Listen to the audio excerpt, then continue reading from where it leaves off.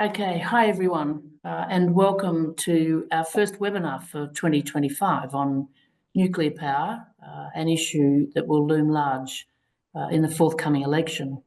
Let me begin by acknowledging the country that we are on. Here at the Women's Trust, we're on Wurundjeri country, and I would like to pay respects to elders past and present. And I especially wanted to emphasise how lucky we are to have had 2,000 generations of First Nations people stewarding the land and the waters and the air that we have inherited as part of the settler experience. I'd really like to welcome our two panellists today. We're very fortunate to have Alex Engel-Mallon and Wendy Farmer. Alex has been with the Climate Council as Advocacy Director. She has had a couple of decades of experience in the New South Wales Public Service, especially working on climate change and investment policy. She had a time as an advisor to Amnesty International, and she has a very, very keen interest in the nuclear policy debate. Our other guest, I'm delighted to say, is Wendy Farmer. And each time I've mentioned this to people, Wendy, they've said, oh, she's a great comedian. And I've had to say, I'm sorry, I'm not talking Wendy Harmer, I'm talking Wendy Farmer. Now, Wendy is a community organiser with Friends of the Earth. She's currently president of Voices of the Valley, but I think one of the really significant parts of her experience and accolades is that she really sprang into action as a community organiser just over a decade ago with the Hazelwood coal mine fire that burned for 45 days, where local and state governments were really remiss in the way they looked after community and health impacts especially. So Wendy comes with great community activist experience that's relevant to today's debate, and she's also a passionate advocate of communities making just transitions. So welcome to both Alex and to Wendy. I'd like to just throw open the questions to you both, but with the caveat that we have been exposed to quite a bit of debate across the media over the last few months about the Coalition Policy's nuclear plan or nuclear proposal. I'm not sure one can call it a plan yet, but the nuclear proposal. We've had a lot of what I would think is fairly soft journalism around this massive proposal potentially for Australia's energy future. The debate, as I've seen it, is pretty much dominated on costs and whether those costings done by Frontier Economics are reliable and what the gaps are. I don't see a lot of really critical media happening around this debate yet. I think it's been fairly obsequious and compliant. And there are a lot of missing pieces of the jigsaw in my mind, such as the implications for water and environment and risk and remediation in the event of some catastrophic development. So I think today is a time to, okay, let's look at some of the cost issues, but let's especially look at what you think might be missing pieces of the jigsaw in the debate so far. And I think there are no two better people than to do this. So, and we will have provisions for questions in about half an hour or so. But Alex, let's start to you. When the proposal by Peter Dutton was put late last year, what was your immediate response at that time, and what is your response now? And I'd like to actually ask Wendy the same question. So when you first heard of the proposal, what was your immediate response? Thanks, Mary, and thanks everyone for having me. It's a great question, and there's probably an R-rated and a PG-rated version of that answer in truth, but underlying both, in essence, was a sense of deep disappointment at the announcement. We thought in Australia that, certainly at the Climate Council, we'd seen an end to the climate wars that had, basically left us with a decade of inaction under various Liberal National coalition governments. Australians had given a really clear mandate at the 2022 federal election. They wanted this to end. They wanted politicians to just get on with the job of addressing climate change and protecting us all from these worsening extreme weather events like the Black Summer fires, just to get on with the job of transitioning our energy system in line with the rest of the world. And then enter the coalition's nuclear proposal, which quite literally just kind of blew up all hope of that we'd have a sensible, non-political discussion about how to progress Australia's transition to a clean economy and make the very urgent cuts to climate pollution that are needed and that the science tells us are needed. So that was my initial response, just that deep disappointment. And now, like with the election looming large, frankly, I've moved from disappointment to frankly feeling quite fairly terrified because of what's at stake here. Just yesterday, many in the audience might have seen that the Climate Change Authority released some new analysis revealing that the federal coalition's nuclear scheme is would essentially be a carbon emission bomb. It would see climate pollution blow out for more than 20 years and lead to up to 2 billion tons of additional climate pollution by 2050, and this would put us on a global path consistent with 2.6 degrees of warming. Like that is the prospect here. We'd miss our current targets under law by 2030, which is at 43% at the moment, and we wouldn't even achieve this by 2035 with a nuclear plan. So every Australian should be extremely concerned about this proposition, which, if implemented, would fundamentally put all our futures at risk. Thanks, Alex. Before I switch to you, Wendy, the reference that Alex just made around the Climate Change Authority's analysis yesterday, just a reminder to our viewers and listeners that the chair of that authority is former Liberal New South Wales Treasurer and Energy Minister, Matt Kean.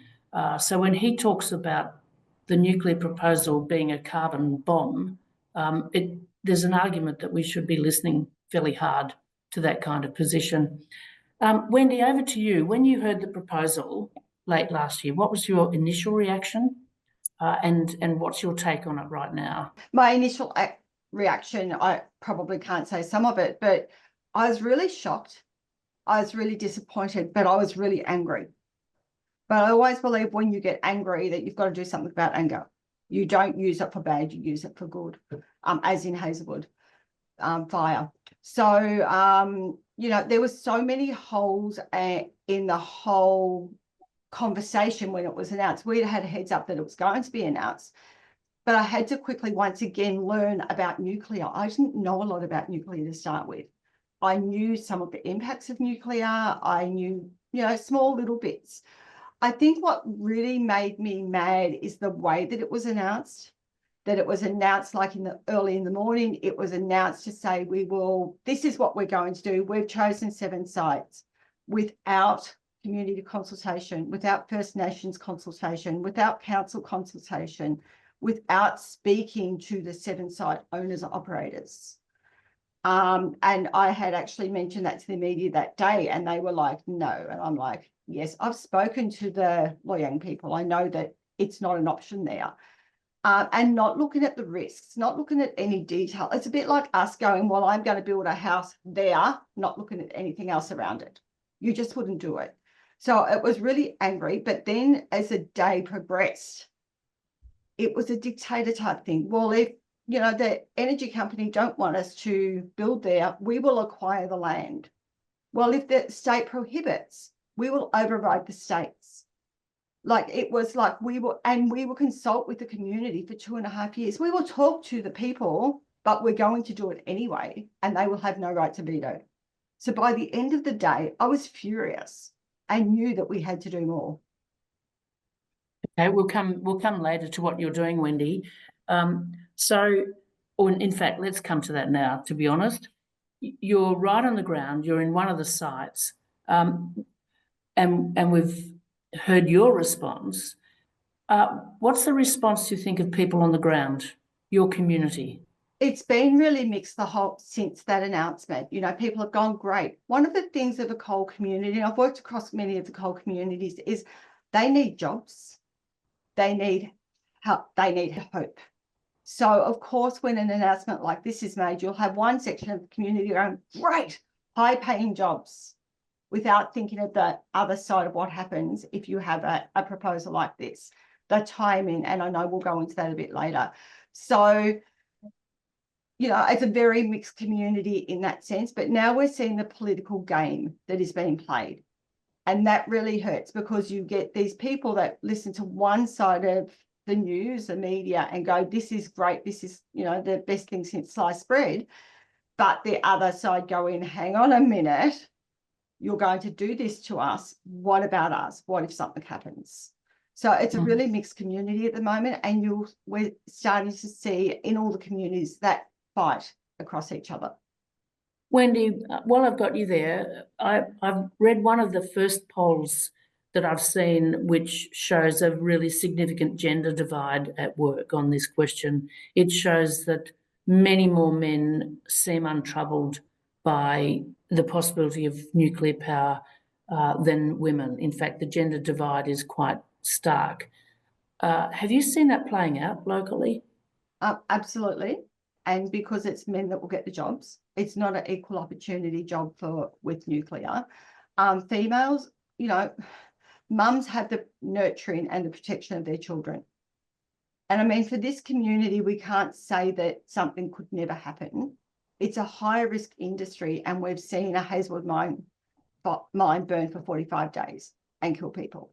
So, you know, you've got a right as mums, you know, protecting their children. But one thing that's really clear is after the Hazelwood mine fire, the dads were really frustrated that they hadn't protected their families because they were told they didn't need to. So I think when you start getting into the whole, well, there's a risk, and dads will actually come around and go, this isn't something we're going to put our family through. Okay, thank you.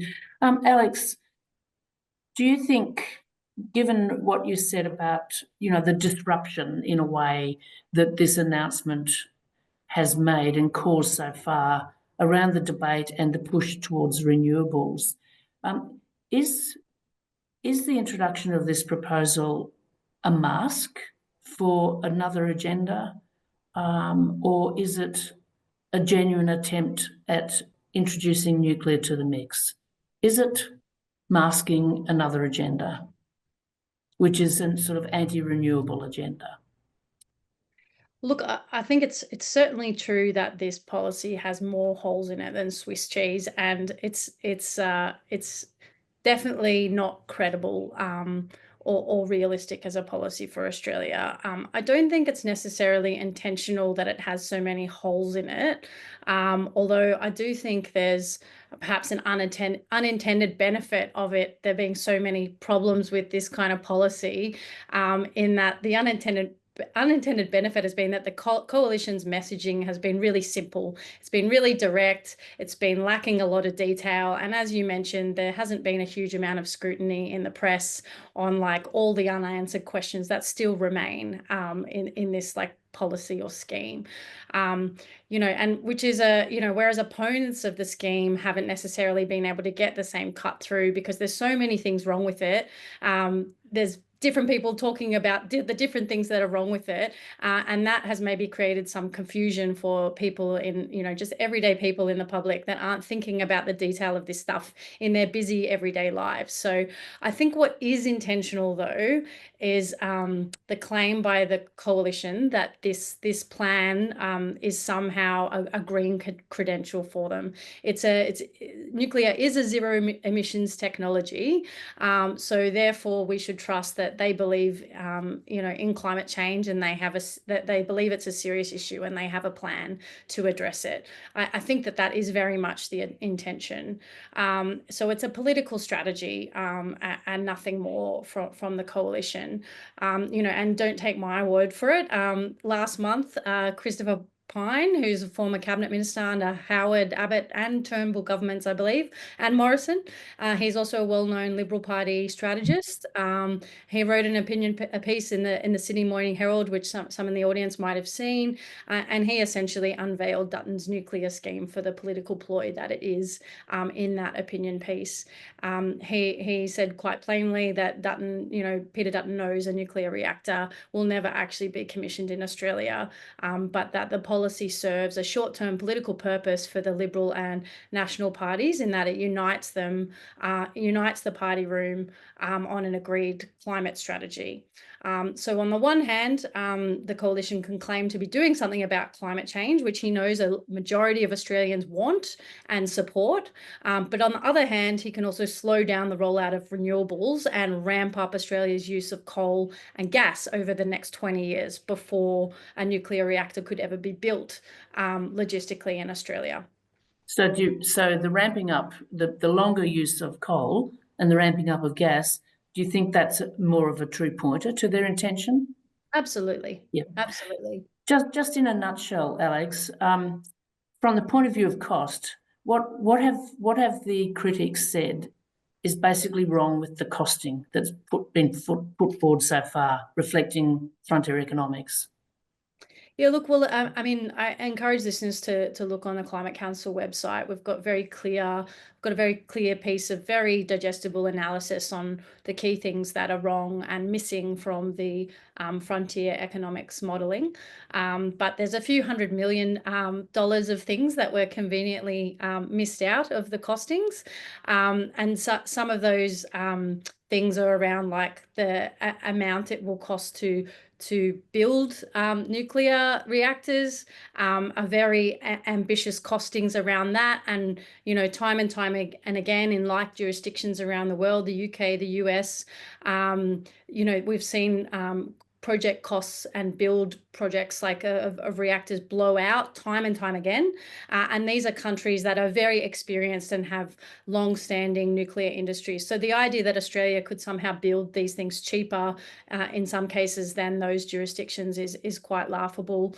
They also have, omitted the costs of things like the costs of more climate pollution and what that would mean to the economy. They've vastly underestimated how big Australia's electricity grid and our electricity use would need to be by 2050, at which time we will also want to have electrified a lot of our industrial processes and our transportation systems, which transport is the second highest emitter of climate pollution in Australia. So we need a bigger grid. We need to electrify so that we can reduce pollution in those other sectors. None of those costings or things are factored in to the nuclear modelling that Frontier Economics did.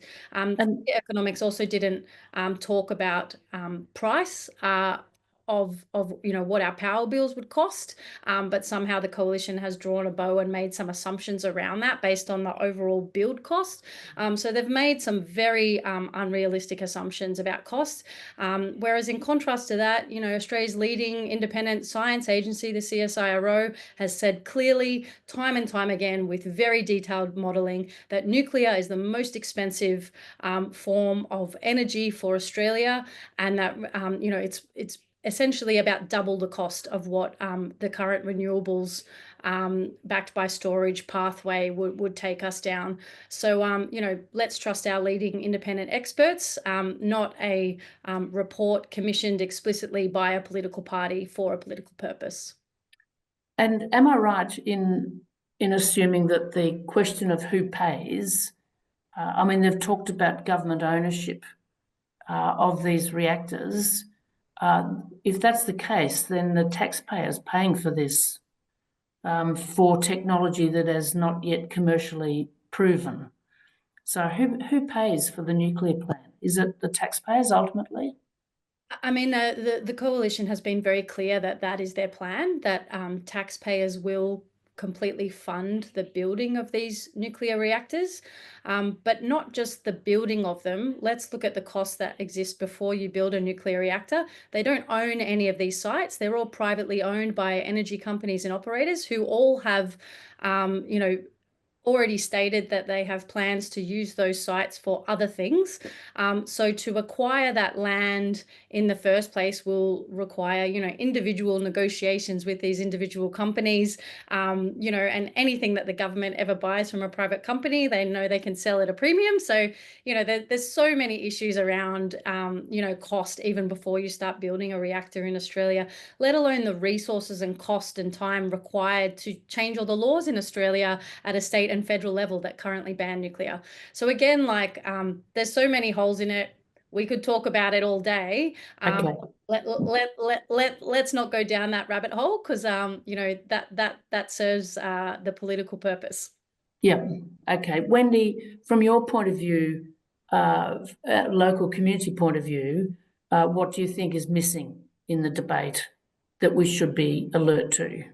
I think some of the really important things that are missing is right now we are at about 45% renewable energy in our electricity system across Australia. The last power station that has been said they will close in Latrobe Valley, so in Victoria, so every Victorian should be really concerned, is Loy Yang A. If that was to be converted to a renewable energy, a nuclear reactors, it needs to be rehabilitated. So let's think about that cost again now. Hazelwood, it's already costed them nearly $200 million to rehabilitate, and they're not rehabilitated. It would take, the Land Mine Authority says it would take decades to rehabilitate the land. If it's 2037 and then we still have to build a nuclear facility, not 18, 20 years, where does the energy come from between the time of Loy Yang B closing, because your lawn will have already closed, to actually energy? We know that renewable energy will be built by then. We will be at that 90, 100% renewable energy easily by then. I think the other thing is, if we have nuclear, it's one facility in Victoria. If something goes wrong, where does our energy come from? Because one of the things that is really clear is that they will need to turn off home solar systems, batteries, and we can't afford that. The good thing about energy at the moment is it is distributed. If one wind farm goes or one solar farm goes, we still have energy across, and we also have energy in communities that now don't have reliable energy because they have really long grid lines, and most people will understand that. So that whole missing piece of, well, where would our energy come from in that middle? This is about stopping renewable energy. It's about stopping jobs that are happening now.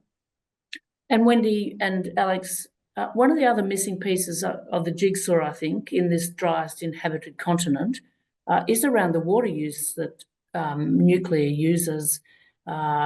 It's absolutely vital to the production of nuclear power. So, Alex, over to you for a minute. What do you think are the kinds of dimensions around water use that people listening in today need to get their heads around as a component part of this plan? Yeah, look, I mean, Wendy might be better placed. She might have thought about this more from a regional community's perspective, but at a high level, nuclear reactors require massive amounts of water to operate. So even up in the Hunter, where one is also proposed, you're in areas and land that is drought in Australia, where some of these facilities would apparently be built. So unlike other countries where nuclear may be a very viable, pathway for others to go down, in Australia, we have a strong history of drought, and drought is getting worse. We're in this worsening, extreme weather events, and drought is among those because of climate change. So, when you're building facilities that require massive amounts of water, I think I saw a news article just last week that said something like an equivalent of one Sydney Harbour's worth, would be required Every year. Yeah, and that's, I think there's also some concerns about, once the water is used, about actually not remediating is the wrong word, but you have to actually treat the water also once it's used. So, you know, I think water is certainly a huge concern. We've certainly been hearing from regional communities in particular that it's a huge concern, and again is an unanswered question that the coalition has not been able to clearly answer about what they would plan to do around remediation or water use. Yeah, okay. And Wendy, from your vantage point then in Gippsland, because my understanding is that two of the sites, I think Collie in Western Australia and Port Augusta, don't even have water licenses currently. But in your neck of the woods, what would be some of your fears around the issue of water use that's required to support a nuclear reactor? As Alex said, there's so many questions around this whole topic that have not been answered. Water is one of them. For Latrobe Valley, they're saying that they will, you know, or for all the power stations, they will use the water that is already allocated to power stations. As you said, Port Augusta doesn't have a water allocation. But the rehabilitation of the mines is about water. So to rehabilitate mines that we are looking at, and the companies have already put in proposals and ask for water allocation. So the water allocation they use now to make power, they want to use to fill the mines. When Alex says 1 Sydney Harbour, just to fill Hazelwood is about 5 Sydney Harbours. And they're still filling that. Loy Yang's a much bigger mine, much deeper. You know, it could be 10 Sydney Harbours by the time we get to the year of, you know, closure. So where would the water come from? But more importantly, who would miss out? Our agriculture, our farming, our climate where it needs it. Like, it's just ridiculous. And then, of course, yes, that how do you clean the water afterwards to make sure that you can put it into the Gippsland lakes?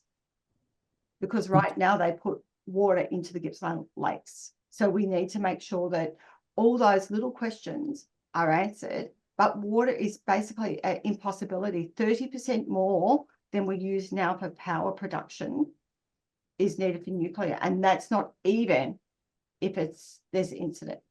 Yeah. Wendy, you're talking about risk. And I think that the debate about risk has gone missing over the last few months as well. I mean, there was a little story last week running that, and Peter Dutton dodged this question when he was asked whether or not their plan builds in the cost of insurance to underwrite potential threats and remediation and so on. He dodged that question. But we did a little piece, published a piece the other week by Nikki Fincham and Ali Oliver Perham, looking at the cost of remediation so far with just 2 sites which have had disasters, catastrophic incidents, and that's Chernobyl about 25 years ago and Fukushima a decade ago. And the costs of remediation are running into hundreds of billions of dollars. There's been a massive loss of agricultural land associated with both. And of course, remediation doesn't fix the risk. It holds it in abeyance, so the risk never actually goes in terms of waste and so on. Don't you find it a bit bizarre? And I understand that the chances of a catastrophic accident like Chernobyl, 3 Mile Island, Fukushima, you know, they're not remote, they're not rare, but they're not common. But I find it extraordinary that we could have something passing for debate about nuclear power and nuclear reactors in this country and not have some framework of risk being understood and built and developed. So a quick response from you, Wendy, and then I'd like to switch to Alex on this question. Yeah, I think, you know, risk is, we can never say never. Risk can be either a human doing something wrong, it could be someone that's had a really bad day and goes, bugger it, or it could be an external, you know, attack on a nuclear reactor. Like, there's a huge risk, and insurance companies won't cover a risk from nuclear. So it's a really big thing. And Fukushima is nearly 14 years. The 11th, just a quick plug here, 11th of March is Nuclear Free Day, that we're doing some rallies right across the country. 14 years that these people haven't been able to return home. They were told to leave, they left, and those that are still alive have not been able to return home. 14 years. Yep. Yeah. And I think we're talking about a couple of 100,000 people displaced. I think they do insurance. I did read somewhere that insurance operators in the United States, for example, are insuring against their reactors, but it's about 500 million US per year as a premium. That's about $750 million in Australian dollars. Alex, over to you around, are we scaremongering to talk about risk, or is it a serious consideration that we should be insisting on in the debate? Look, I think they're all serious concerns, and they are, there is an element of risk there. And if we posit the element of risk, all the risks that you've just mentioned, and two that I'll mention in a second, but even if you talk about all of those in contrast to the alternative, which is the current pathway, renewables in contrast are zero to low risk. So why would we risk nuclear when we have this alternative that is, zero risk in comparison?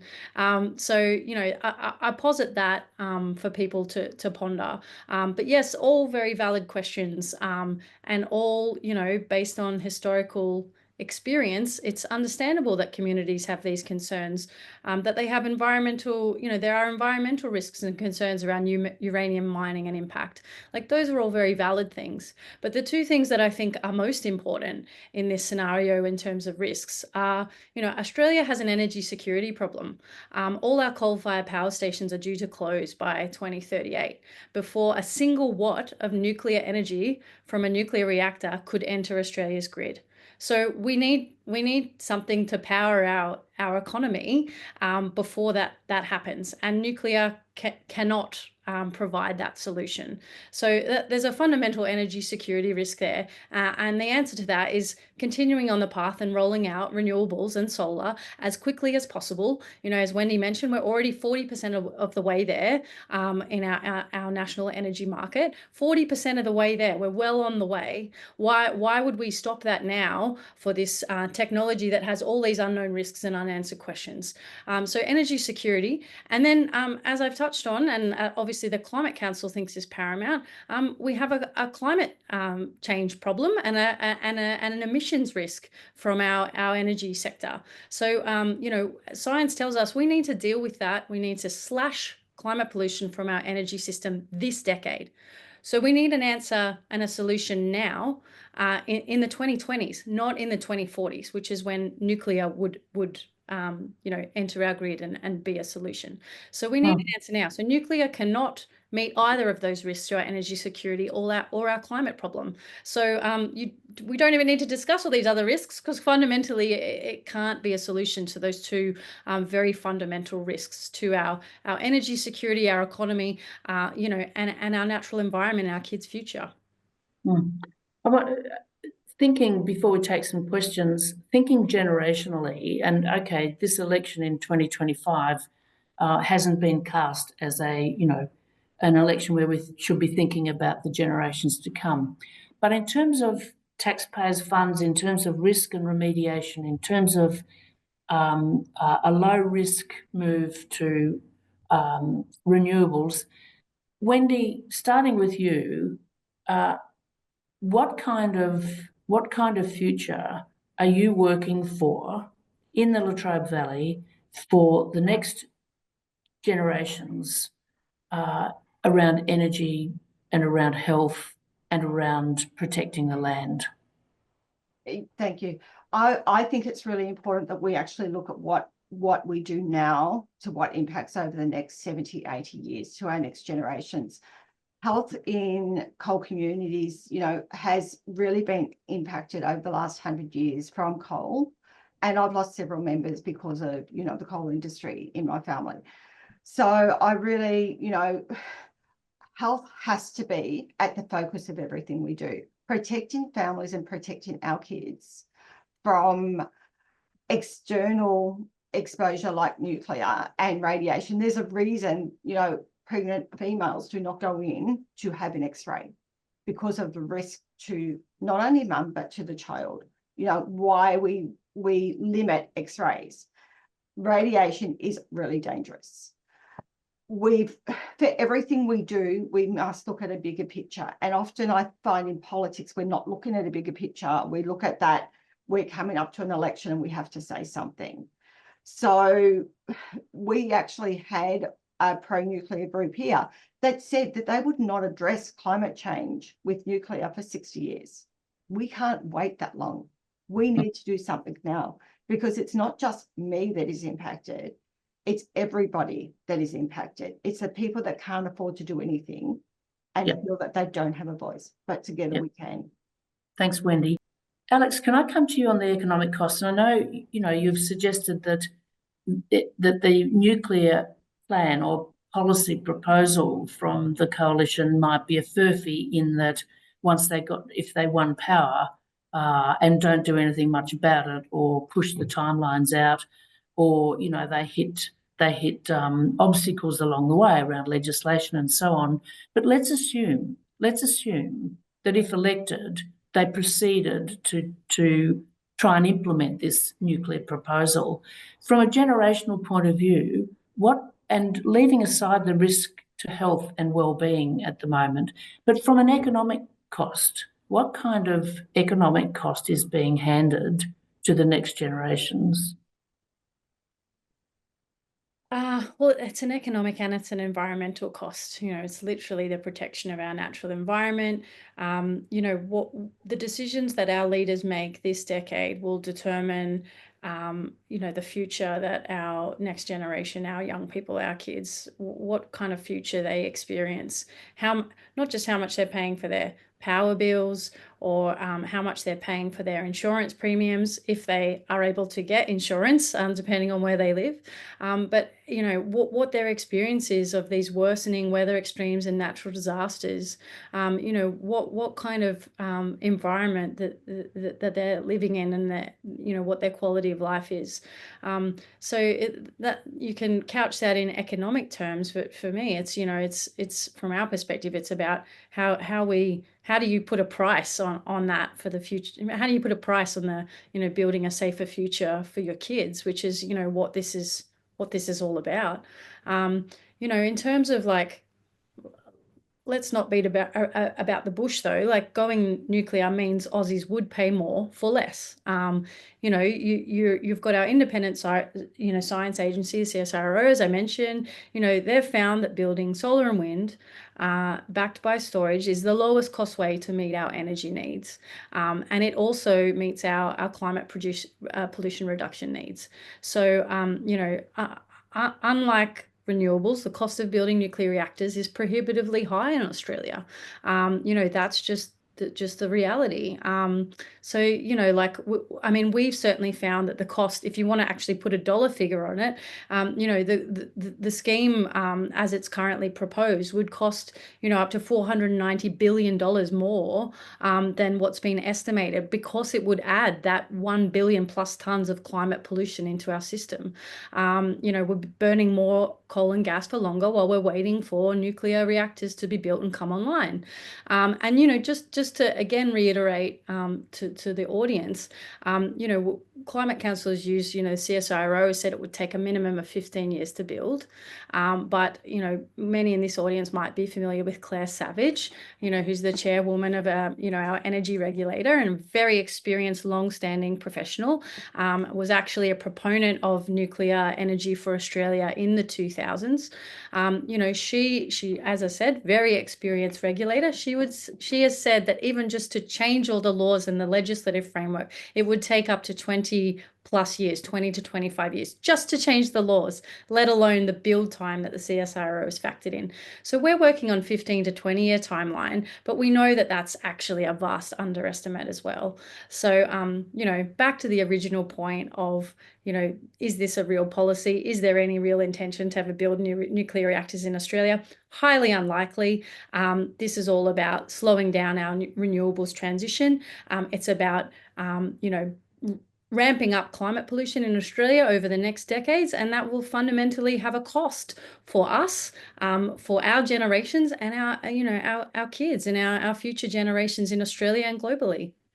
So in that sense, back to one of the earlier questions I put, Alex, about, whether this is masking intentionally or unintentionally, but I mean, maybe this is, for all sorts of reasons, Dutton's plan is to actually prolong the climate wars in this country, the climate war that has been fought reasonably successfully in some quarters for about 15 years. Look, it's already been successful from Peter Dutton's perspective. He's been able to unite his party room. The Liberal and the National parties have had a long-standing disagreement. On one side, you've got people that are still denying climate change is real, that are still wanting to open more coal mines. And then on the other on your other flank, you've got people that are strong believers in climate change, that see the economic rationale for getting in early, slashing climate pollution now, transitioning our economy. So he's dealing with these two polar sides, and this strategy was a way to unite them, and it has done so.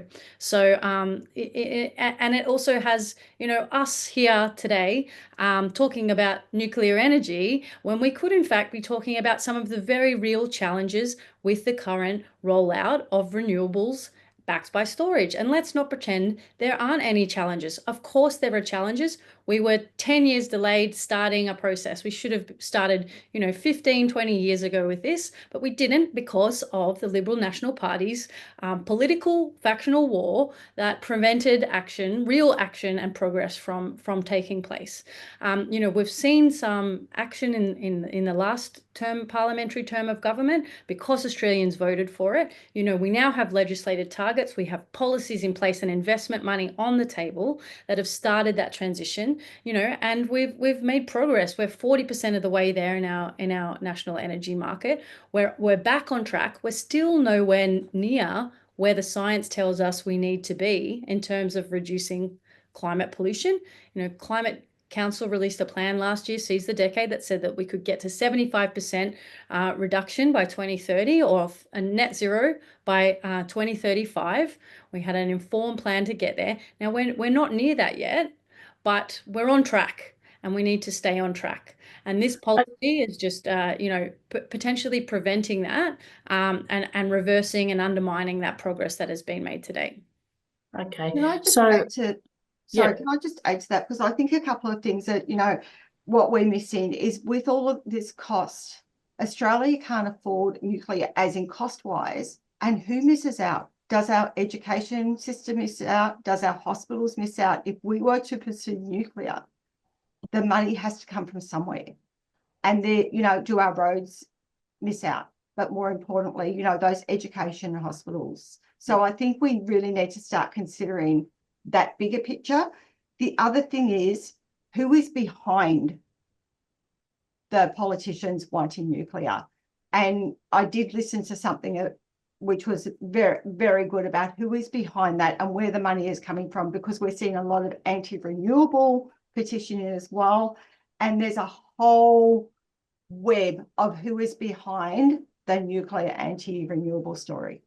Yeah, and Wendy, I rather suspect if you'd taken a straw poll at the gathering of international conservatives in London last week, and the one in the USA where Elon Musk paraded with a chainsaw, I suspect in that straw poll that there would be a large contingent of supporters for the nuclear industry and extending the life of fossil fuels. I'd like us to focus with a few minutes that we've got left on what we can be doing between now and, I think, Election Day. This is a big issue. It goes to the heart of what we're going to do as a country around energy policy and continuing on with renewables and or disrupting that or holding that back in some way. There's a lot at stake, even if we're being played for suckers. There's a lot at stake. Wendy, I'd like to start with you, and I guess I'd be really urging listeners today, and we'll put the link up. It's absolutely crucial that I think people take 9 minutes of their time and have a look on ABC iView at the little documentary film that was made about you and your role in starting up Voices of the Valley and the success that your communities had. For example, even in having the review come out about the health impacts after the Hazelwood fire, when there was denial at first, and you pushed and pushed and pushed, and you achieved that significant victory. So after the smoke, it's called, and I just think that it's a clarion call for how ordinary folk all around the country, in regional communities and in the suburbs, can actually start to look at what they're going to do over the next 6 to 8 weeks around this issue of nuclear energy. So let's start with you, Wendy. What are you going to do in the run-up to the federal election on this issue of nuclear power? To start with, we will be loud and clear that nuclear is not an option for Australia. We are asking people to think about how they vote. Dutton has said that this, will be a referendum on whether we want nuclear. What's really interesting is our local campaigns are not talking about nuclear, although I know on the other side of Victoria, their leaflets are talking about nuclear, which is really interesting. Don't talk about nuclear in the region that is actually, we're doing this too. So think about who we vote for, but support someone good. I'm really into the independent side of let's change our political system. We've seen those donations to politics, but get involved. Don't ignore what is happening, because together we make the change. Okay. And I really believe that people together, community people, make the change. As we work across Australia, we make the change that's needed. We can't be quiet. Often we think that we can't do anything, but we can all do something. Thanks, Wendy. Strength to your arm. Alex, apart from as Director of Advocacy for the Climate Council, we can expect you to be doing a lot of work in the next 6 to 8 weeks on this front. But apart from with your professional hat on, what are you going to be doing as an individual away from the Climate Council? It's a good question. Unfortunately, my job takes up most of my time, as well as my 2 young kids. Look, I think, I'll be following my own advice that we give to our supporters. I think one of the most powerful things that we can do is talk about our passion and how we're going to use our vote to vote for parties and candidates that, are supporting policies on climate action that we want to see. And supporting the future that we want to see for our kids, our nieces, our nephews, our grandkids. I think some of the powerful things that that people can do, and myself included, is a lot of people have turned away from traditional media nowadays. And the people that they do listen to and trust are in closed Facebook groups and closed WhatsApp chat groups with your families and friends. And families and friends trust your opinions as, more than they trust media, and certainly more than they trust our political leaders. So I encourage you to share good information in those places that may influence the way people are thinking about what policies they want to support coming up to the election. Sharing good information is definitely a number one. The other thing is I am not talking too much about nuclear to my networks, particularly if people haven't heard about it before. Sometimes we've found certainly in our own research that raising and discussing nuclear can sometimes just entrench people's thoughts or views that were pro-nuclear in the first place. So something that I'm encouraging, we're certainly encouraging our supporters to do, is to talk about the positive story. Most Australians don't know that we're already 40% of the way there with renewables backed by storage. Most Australians might be aware, but might not be aware of the scale that 4 million Australian households already have solar panels on their roofs. That's a huge amount of progress. They're saving $3 billion a year on electricity bills already from those solar panels. Our energy market operator, an independent, trusted source of information, is telling us that this pathway of large-scale renewables backed by solar and wind and backed by storage can provide power 24/7 to our economy with peaking gas in the short term. So we can keep accelerating this progress, telling that story of momentum and progress. Will encourage people to understand that we're already on track, we're already on the way there, and we just need to keep going. Okay. Alex, I have a quick question that's just come into my mind. To your mind, has Peter Dutton committed the coalition to staying with the Paris Accord?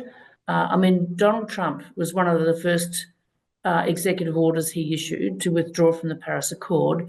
I do recall Peter Dutton describing Albanese as wanting to be a Parisian, which would suggest a contemptuous take on our membership of the Paris Accord. Has the opposition leader made a commitment to stay with the Paris Accord or not? Look, he's been very opaque on his discussion of targets and commitments. But again, referring to the Climate Change Authority's advice yesterday on emissions modelling, we know that under their current nuclear scheme or plan, the climate pollution emissions that would, the trajectory under that plan would not hit our 2030 or our 2035 targets under Paris. So if you don't hit those, you're out of Paris automatically. So whilst he might be making positive noises about reaching 2050 targets and staying in Paris because that serves a political purpose for some of his audiences, for example, in the a lot of the independent seats that they lost to Teals, where there's very pro-climate constituency, trying to appease them on one hand, but on the other hand, the facts and evidence point to the fact that they can't possibly meet the targets under the Paris Accord. So therefore, it would be a huge question about whether we could stay in Paris unless the coalition changed their policy platform from its current position. Thanks for that. Look, we are out of time. Ali and Rachel have been posting links for people on the site.